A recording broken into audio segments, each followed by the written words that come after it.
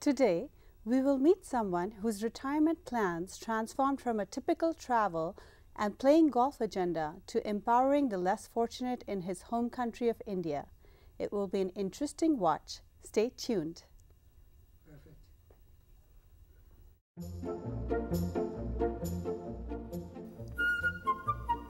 Welcome to The Better Part, a program that encompasses a diverse spectrum of topics important to our community, which we hope will both inform and entertain you. We invite you to sit back and enjoy the program.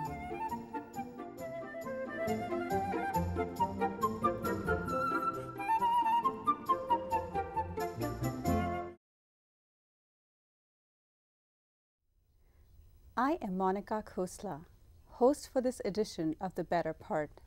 Today, we profile Mr. Madhu Thakur, who after retiring from his manufacturing business has taken on the challenge in his own way of empowering children and adults from poverty to self-sufficiency. He is also taking the time out to travel, pursue his hobbies, and has added more to the list of things that he did not think of doing after retiring. Welcome to The Better Part, Mr. Thakur. Thank you, Monica. I'm happy to be here. Tell us briefly about your childhood in India and your education, as I believed that influenced you in your formative years. I don't have much of a recollection of very early years. What I do remember is after age 5, I used to live with my grandparents in a small town called Hisar. My family had been displaced because of the partition between India and Pakistan in 1947. My parents were trying to find their feet in different areas within the country. I remember going to a small school where we sat on mats, wrote on a thing called slate, which is as large as an iPad today, and wrote with stone pencils. Those were different times. They were not difficult. At age 7, I moved to New Delhi, where I studied in one of the best private schools in the country, called the Modern School. In Modern School, we had the best of the facilities in terms of academics and everything else for the development of a child's personality. We had swimming, riding, sports, all kinds, art, music, carpentry. And I enjoyed that period of my education. It was a well-rounded education. It was something which I did well in. And then I moved to the Indian Institute of Technology, which in New Delhi itself, which is now a brand name even in the US. Of our alumni, maybe several thousand are employed in the US and the rest of the world. At the end of that, I worked with my father, who had just recently started his own manufacturing business for food service equipment. I apprenticed with him for a year, and then I came to the US to do an MBA at Michigan State University in East Lansing. That was again, I would say, one of the better parts of my education period. I made very good friends, I got very good education, and I used that later on going back to India. Sure. What is it that made you go back to India after your MBA? You could have stayed back like a lot of other students do. Yes, that is true. But when I came to the US, I had made a commitment to my father that I'd finish my MBA as soon as I could and join him in his business. He was not an engineer. He was an English graduate, and he'd got into this manufacturing business because he felt that we needed to rebuild India, and I wanted to be a part of that endeavor. And that's what brought me back. And I also had this nationalistic kind of fervor that we should bring India to be as good as any in the world. Sure. What was the nature of your business? We were manufacturing custom-built food service equipment that goes into restaurants, hotels, and hospitals. And so we would take measurements at site, make the kitchen equipment according to the number of people to be served, the kind of food to be served, and all of that went into that business. Now, when you thought of retiring, did you have any plans as to what you would do after you retire? I didn't think much of it, and one of the reasons when I would say I would retire as soon as I could after I reached the age of 60, I wanted to find out what is it that I would enjoy doing, what is it that would keep me interested.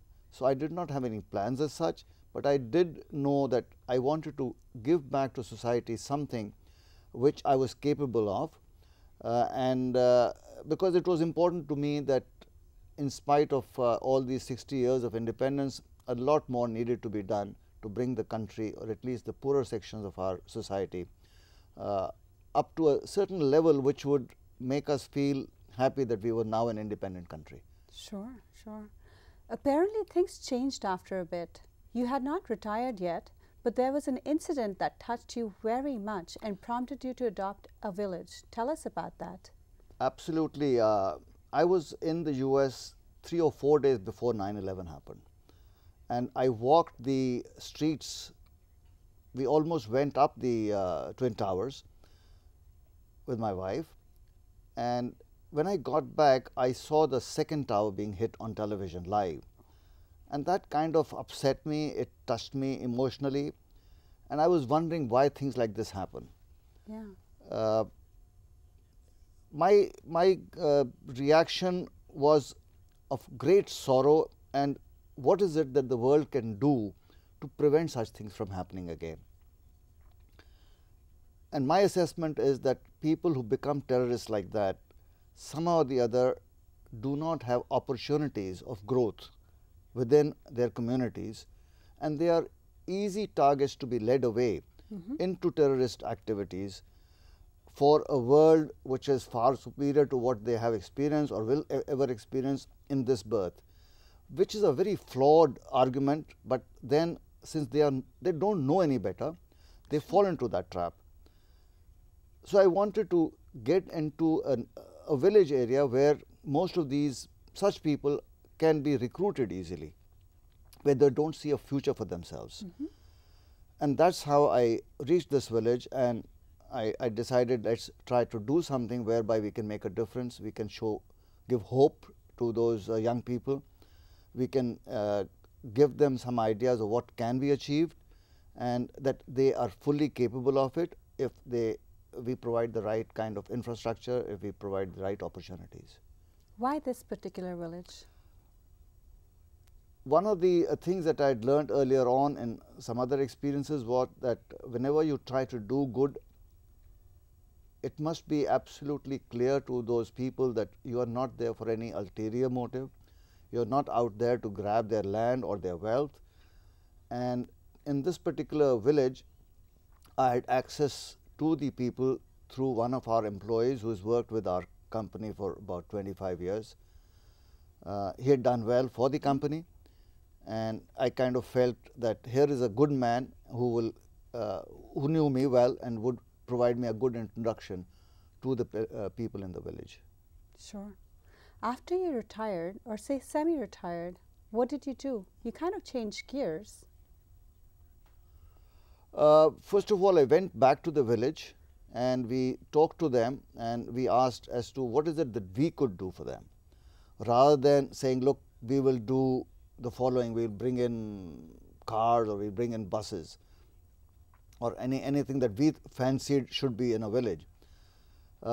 So the first visit, where we were welcomed by almost 400 people with song and dance and a fair amount of fun, was that we said, let's do something with the school, which was almost 40 years old. It was in 2.5 acres of land, but the infrastructure was crumbling, the rooms were falling apart. So that was the first thing that we did, rebuilt part of the school.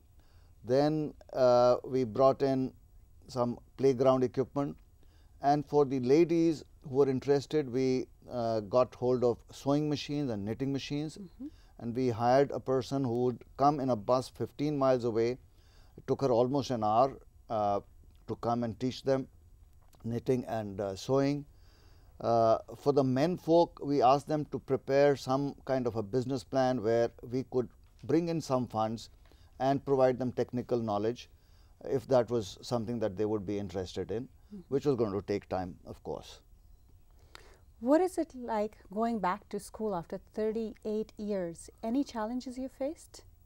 So at this village, we found that the teaching of English, which was very dear to me, uh, was of very poor quality. So I thought I would help train teachers in English for the village. And I checked with the British Council in New Delhi if they could help me get a teacher there, whereby we would teach English teaching. And they offered me to learn teaching itself in the British Council. It was a 1-month program, very, very strenuous, because I was never a teacher, and I was not used to all the new gadgets of queuing in from a computer onto a screen, bringing in music, dance sequences and things so that we could describe those. And that was a little difficult, and I also every other day we had to teach a class for 40 minutes. Not only that, I had to learn all the jargon, I had to prepare documentation, and it was 16-hour days for about a month. So that was a bit of a challenge, but very interesting. How did you apply this new program that you completed? After I finished that, the process of setting up a teaching institute was taking time, and I wanted to not forget what I had learned. So I joined an NGO in Delhi, and I offered to teach the children who they were working with English, and I've been doing that. I've already done that for about 3 sessions of 10 weeks each, and I've been teaching 8 to 12 students out of the initial group of about 18 who joined, and some of them dropped out. How has the experience been of teaching these kids? Teaching to me has been very, very, it has improved my self-esteem. You know, that's the only thing that people actually acknowledge that you know more than the others. Everywhere else they think they know better than you. Very nice, because at the end of it, say after 6 or 8 weeks, you think you made a contribution in their ability of the language, as well as the fact that they are responding to you as a human being, and that their ambitions and their aspirations are growing, and they are now more optimistic about the future. To me, that was more important, and I think I'm being able to achieve that, and that is very satisfying for me. Sure. Yeah. My name is Manish and I am a good boy. My brother ran very fast. I want to become a lawyer. My name is Champa. His friend Avdesh comes late. He believes he comes on the time. Lives, not leaves. Pronunciation L-I-V-E-S. Lives. Lives. Lives. Lives. Lives. Lives. Where do you hold these classes, and how do these kids know about your classes? Again, I'm very lucky. The high school that I went to, they have a branch very close to where I live, and the NGO there has been given permission to use the premises for teaching various things like drama, football, other sports, and personal development things. And I just got to visit them, say that this is what I can do. And out of about the 100 students that come in, like I said, about 18 joined, and then right now about 14 remain. And out of that, I would say 10 are regulars. Great. Yeah. Are you pursuing your hobbies also that were on the cards? Yes, when I was at this school in Hisar, where I told you about my childhood, our principal, Mr. Diwan, had mentioned something about the size of India being 1/5 the size of the US, and our population at that time was 3 times the population of the US. So part of that has always been in my mind that I must travel the world, and I've been very lucky to be able to travel. I've traveled not all over the world. I still have South America and much of Africa to visit, but I've been able to travel quite extensively in Europe, in the US, Canada, Australia, New Zealand, and a fair amount in India. So that passion continues. The other passion has been collecting stamps. Can we see some of your stamps? Well, this is the one bit that I am showing you, but I have maybe 1,500 more of these from what I've got. The rest, of course, are in India, which has also worked well from all over the world. And I might share with you a very interesting incident. When I visited the US, I think about 4 years back, and the very first day, because of the time difference, I woke up quite early and walked out. It was a Saturday morning in Cupertino, and there were a lot of garage sales going on. So we walked into one house where we liked a chair, a wrought iron chair. My wife and I were walking. So we just inquired whether that was for sale. It was not. But the lady said, but there are other things, why don't you look at those?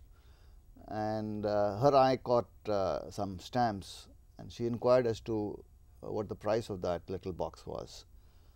I think she said $15, and then there were 4 more boxes. For all 5 of them, there was maybe $50. But then there were some other albums lying around.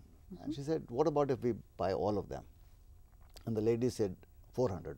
Now, that was way beyond what we had expected to spend. Not only that, we were not even carrying any money while we were walking there. So we kind of walked away, and she said, so how much are you going to, how much do you want to spend on this? And she said 200. And then we were walking away. She said, wait, I'll ask my husband. And then she came back and said, 250, will you take it? And we said, okay, but we don't have any money. We'll have to come back in a few minutes. But she said it was fine. She would trust us. Now, that is a very good gesture on her part. And we came back in half an hour, and we brought those stamps home, and we started looking at them. And my sister, that's your mother-in-law, Renuka, she said, you got yourself a steal, and you should give her a bottle of wine, which I then went the same evening and gave her a bottle of wine. She was very happy, and she gave me some more stamps. In fact, some of these stamps are from her collection. Gorgeous. And her husband was into a stamp collection, and these are about the royal family of England. And the following morning, they knocked at the door of the house and said, there, you know, these crazy guys from India are here. They bought some stamps off me. Can I see them? And I went to see them at the door, and they said, but we've got something more for you. And she gave me another album with some coins. It was very touching. And in fact, I would like to show you some of these. Sure. I know in part of her collection, she has this from the Vatican, and there are different popes. And one of these popes I saw at a distance of 6 feet when I went hitchhiking from my college in 1966. And it felt very nice that I had been able to get some stamps of a person who I had seen, such an exalted person. Right. Great. So you mentioned hitchhiking. How did that come about? Well, like I said, Mr. Diwan had instilled in me this crazy idea of seeing the world, and our principal at the high school in New Delhi, Mr. Kapoor, had also was very keen that we travel, and he felt that travel was one of the best forms of education. You get to learn about other people, you get to know about their trials and tribulations and their achievements, and I think that has come into my personality. So as soon as we joined the engineering college, we were now young and we had some energy. So we got, 3 of us got together and decided to come to Europe. And we traveled from Mumbai at that time it was called Bombay, to London, and back in 2 months, and spent only $200. We were lucky to get hold of a young man on the boat from Bombay to Basra. He had his car parked in Tehran. He drove all the way to Baghdad to pick us up. And we traveled through Iraq, Syria, which is in the news these days, unfortunately, Jordan, and then into Turkey, and moved to Europe at Yugoslavia, which is now no longer there. It is broken up into 7 different countries, Croatia, Serbia and others, into Italy and on to France and then into England. On the way back, we came through Belgium, Germany, back into Turkey, then Iran and Afghanistan. And from Afghanistan, we flew into India because we could not pass through Pakistan at that time. There had been a war between India and Pakistan in 1965, so we were not allowed to go through that. Other than that, it was a great experience. We had the love of people. It is amazing how much people can do for you when they know you're strangers.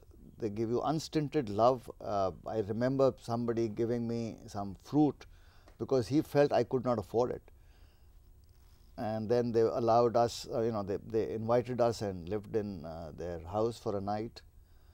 Many incidents like that happened. It was very, very educative, and I think it was one of the highest point in my life.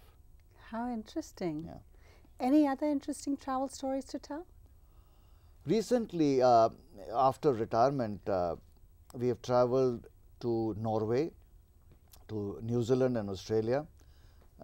We were also in a place called Sasfi recently in the summer. And one of the best places I would recommend would be Plitvice Lakes in Croatia. It's an unusual site of several lakes which are connected, but connected vertically, 1, 2, 3, 4, and very well maintained, clear lakes. In summer, it was a joy to be there. The photographs that we've seen of these lakes in winter are rather enticing. Maybe one day I'll go there again. Sure, sure. Yeah. Before we end the show, is there anything else you'd like to share with our viewers? Yes. This is about the development from the village. When we visited that village the first time, we were told that there are no toilets for the girl students. Out of the 250 students, 100 of them were girls, but there were no toilets. And that meant that the attendance there was very, very poor for girls. Now that hit me, that if this is the situation in this village, which is quite advanced in comparison to the rest of the villages that I have known of, this must be a problem across the country. So I came back and I started studying what toilets meant, other than the fact that for the village we had spent some money to got that and got the toilet completed and operational. So over the years, I have worked on developing toilets for use in the underserved and unserved communities, including schools. And I've been able to develop 2 different kinds of toilets. One was the aerator type, where the cabin, there's a fan which removes all the toxic smells inside the cabin, makes it useful. The other one is an anaerobic biodigester, where a bacteria consumes the solid material and lets out water and traces of carbon dioxide. I'm working hard on these 2 products, which I think are required in a country where there are 900 million mobile phones, but very few toilets for the use of people in the villages, which is a shame. I hope I can contribute something to that, and some part of the research I've done myself, some part I'm relying on a research institution in India. And on my way back to India next week, I will meet some people in Switzerland who are also working on purification of the consumed water, whereby it can be reused. Because one of the major issues in installing these toilets is the lack of piped water supply, and therefore there is very little maintenance there. So if we can recycle the used water, then it can be spread out all over the country. It will make the task easier. Also, the cleanliness of the toilet unit would be easier. I hope that works out, and I am quite excited about that. Good luck with that, Mr. Tucker. Well, we're all out of time. It's been wonderful to hear about your life experiences and journey.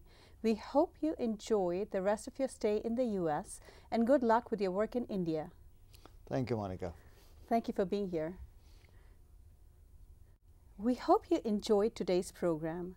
Do tune in next week, same place, same time, for another edition of The Better Part.